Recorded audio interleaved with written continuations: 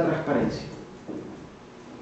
La transparencia en todos los portales que puedan producir información, se les pide que dispongan de formatos para que puedas tú usarlos, es decir, para que el usuario pueda manejar esos datos sin ningún tipo de problema y que tú puedas construir tu propia interpretación de las cosas.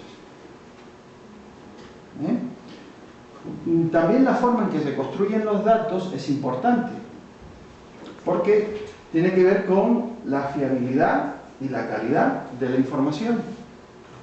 Si un portal una institución quiere presumir de ser transparente y esto o este criterio se extendiese y todo el mundo demandara portales de transparencia en sus respectivas instituciones, habrá instituciones que lo hagan mejor que otras y se puede generar una cultura del prestigio institucional, ya que las más referenciadas serían las que mejor dan los datos y las que mejor complementan o implementan su información.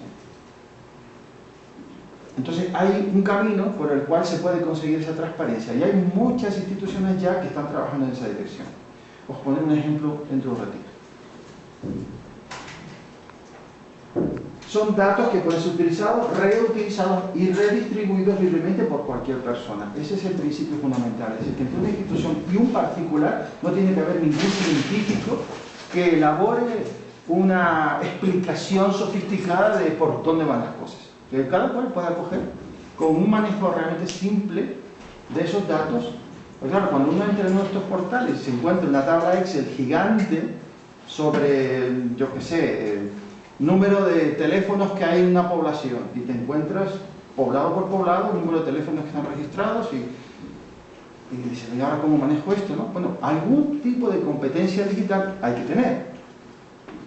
Por lo menos el copia-pega. Pero si esto implica también, o sea, acceder a este nivel de transparencia y poder construir un discurso fundamentado en datos sólido, necesita también un cierto nivel de competencia digital. Por eso está conectado a los conceptos de Open Data y de alfabetización digital.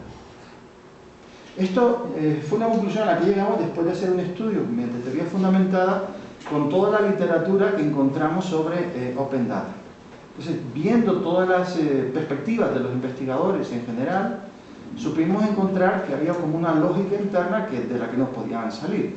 Es que no puede haber Open Data si no hay alfabetización digital y no puede haber alfabetización digital si no hay una disposición de aprendizaje en competencias digitales. Hay un matiz de diferencia entre alfabetización y adquisición de competencias. ¿Entendemos todo lo que significa competencia? Porque a mí me costó una barbaridad. Más o menos, competencias, capacidades, habilidades y conocimientos. Básicamente ese es el criterio. Ahora se usa mucho porque los de pedagogía triunfan por todas partes, ¿no? Han aprendido de psicología a ponerle categorías a todo, entonces ya. Pero yo soy de sociología y tengo una rama filosófica en mi cabeza, con lo cual todo, siempre estoy cuestionándolo todo, no puedo evitarlo, ¿no? Bueno, uno de los elementos que repercuten directamente en la calidad de la democracia sería esto. Si las instituciones públicas dijeran en qué se gastan, cuánto se gastan en papel, cuánto se gasta en tinta, cuánto se gastan en salarios, cuánto se gastan en viajes, en coches privados, cuánto se gastan en cada una de esas cosas, y el otro dice el presupuesto general del Estado es tanto para ese departamento y ahora resulta que se han gastado el doble, esto no funciona, genera la actitud crítica de los ciudadanos. Pero solo si hay transparencia, solo si el dato está bien construido. Siempre se pueden ocultar las cosas. O sea, no vivimos en un mundo maravilloso, eso tenemos que saberlo, pese a que hay una canción al respecto.